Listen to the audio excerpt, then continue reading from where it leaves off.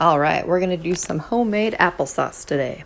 So first thing, you want to peel and core each and every one of your apples, which can be a little bit of a pain. So I use an apple core because it makes it a little bit quicker, a little bit easier, and it takes the core right out for you. My apple core is really old, so I had some trouble with this apple, but it takes all the skin off, takes that core right out. And you'll see, I start to struggle a little bit to get my apple core to work. I put a towel under there because there's a ton of juice that comes out and it is quite messy. Apple cores actually have suction cups on them so they can stick to your counter, which makes it a little bit easier. So after you core the apple, you just want to remove all of that skin on it so that you don't have chunks of skin in your applesauce. It's not that big a deal to have skin in your applesauce, but it doesn't make the applesauce look as pretty. Once you take all that skin off, look at how pretty and clean that apple is.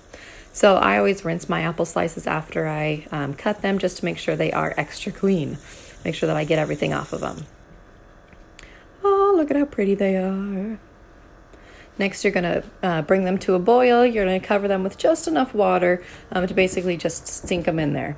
You can see this is the kind of boil I'm talking about. Not a full rolling boil. It's only going to take like 3 to 5 minutes. Then you can pull them out, puree them into this apple sauce. But that's not where we stop quite yet. So then we're going to put that applesauce into a pan. We're going to add a couple other things to get it going.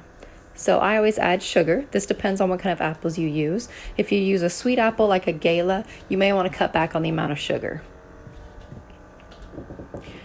I'll post my exact measurements and the kind of apples I used in the description for you guys so that you know.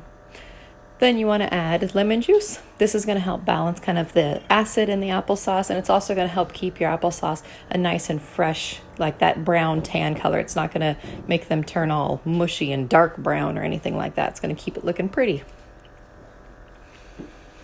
After you add that lemon juice, the next thing that I always like to add is I like cinnamon in my applesauce.